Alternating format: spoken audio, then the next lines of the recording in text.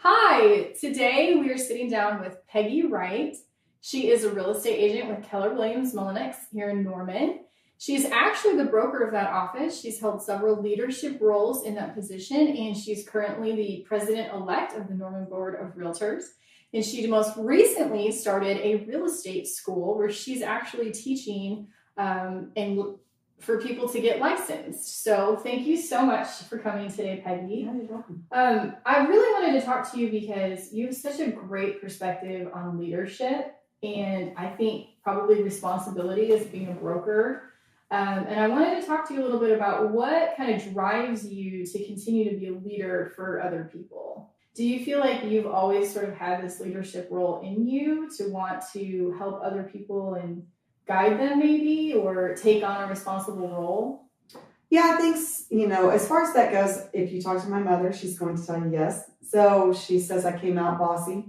So, but I had probably wanted to be a teacher since I was about 5 years old. She said that was about the only thing that she remembered me consistently saying that I wanted to do. So, and I did teach school for 10 years, but I got into real estate. And one of the things that I kind of figured in real estate is that we move along this path without really knowing what a direction is. Yeah. So, and I didn't like that. So when I got into real estate, I decided I needed to figure out what the path was. And if I could figure out the path for me, I'm just going to show everyone else, the direction that's going to be.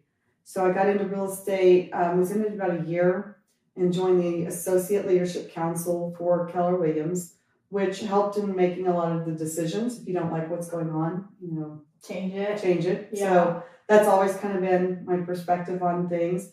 So to get actively involved in making the changes that you want to see. Mm-hmm.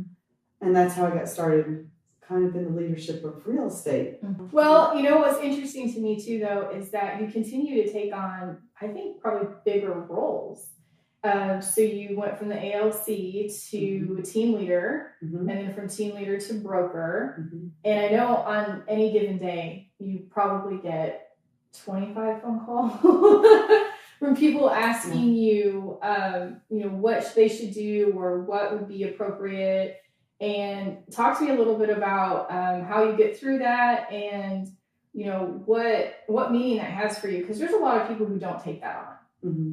So is that something that you knew was going to come with the job? Well, yes and no. When I took over the team leader role at Keller Williams, primarily my goal for that was to build an office, because I had a vision of where I wanted our office to be community-wise and in the market share of Norman. Mm-hmm. So I took on that role about 5.5 years ago. I did that about 5.5 years ago, because I wanted the office to grow in a particular direction. And Mm-hmm. I saw the holes Mm-hmm. in things where I was able to assist people in growing their business, which actually is a lot of satisfaction for me. So being able to assist someone where they want to go and helping them achieve their goals. So I took on the role of broker kind of simultaneously with that, Mm-hmm. and answering a lot of questions. I actually like being a resource, because I'm a little bit nerdy when it comes to things like that. So, in knowing what the rules and regulations are and be able to kind of guide somebody in the right direction. Because I find a lot in this industry that we don't take a lot of time to Mm-hmm. figure out what the rules and regulations are. Mm-hmm. So I think it kind of fits just my personality to be able to offer some guidance. Yeah, and just be there for somebody. I know that I've called you on occasions, Right. And just being that voice of reason and really giving somebody the right path, Right. instead of just floundering. Right. Well, sometimes it really helps to see somebody else's perspective on things. Mm-hmm. So you think you know what it looks like and what the situation is until somebody shows you the other side Mm-hmm. of that. And I think it just gives you a different perspective on, well, maybe I wasn't quite seeing that as clearly as I thought I was. Mm-hmm. And I think it helps. So do you feel like, just kind of alternate universe, if you were just on your own path, kind of doing your own thing and not really doing this for other people, Mm-hmm. Would your life do you feel like your life would be drastically different? Or would you get as much fulfillment out of what you do? Somehow I think that I would probably move it back to what I'm doing now. Yeah. So for me, it's not about the material things that I have or where I'm going to go or being the biggest agent or Right. As far as that goes, building a team. To me, I had someone in my life that really put me on a great path, that made a huge impact. Can't tell you what kind of car they drove, don't care what kind of house they lived in, Right. but I know that the impact they made on me, I will always be forever thankful for that. So I feel like my place on the planet, so to speak, is to do that for other people.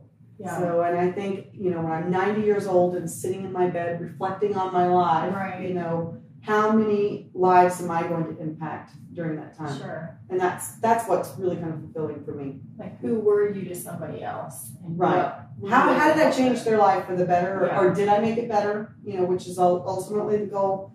Did they achieve more of what they wanted because I was able to assist them with that? And that's awesome. That's kind of that's why I do what I do. That's great, and that's actually making a decision to really push yourself and go to new heights and achieve new things. Mm-hmm. How do you sustain your energy?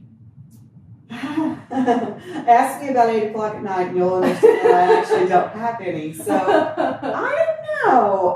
I don't know about energy. It takes a lot, when you're moving and doing a lot of different things, moving from a real estate team into a broker role into a teaching role on a pretty consistent basis. So you just do. You do what you need to do. What inspired you to start your real estate school? If you don't like the way things are moving, change it. And in the team leader role, I was able to visit with a lot of people that were going to real estate school and not really walking away with what they thought that they needed to have in order to have the skills that they needed to be successful in real estate. So they felt like that was a lot of waste of their time. Yeah. As with anything, well, I have this skill set and I know that I can make things better. Mm-hmm. So how about I just start my own school, and that way I know that the people that are coming out of my school will feel like they have all the tools that they need. Hands-on. Right. So, and I feel like so far with the classes that I've graduated coming into real estate, they come in a lot more knowledgeable than what they would just taking an online course or going to something where people are just herding them through. Sure. So they're coming into it with a more realistic perspective of what real estate is, mm-hmm. and not necessarily just how to pass a real estate test. I think that's fantastic. And so are you getting a lot of fulfillment out of teaching? I know you kind of already did that, but this is like every class, students. It's a lot. It's 90 hours. We spend 4 weekends together, Friday, Saturday, and Sunday. So we get to know each other pretty intimately. Uh-huh. I do. It's a little bit like when I taught kids. Sure. Only it's just adults, but the mechanisms and everything are all the same. Mm-hmm. So when they get excited about knowing something, or they can relate it to, I bought a house and now I know what that means, or walking through a process, and you see that they understand, it's very fulfilling for me. That's awesome. And you have a family, mm-hmm. And I know you're in business with mm-hmm. your husband, mm-hmm. and I'm assuming that he's a really big support for you. Yes.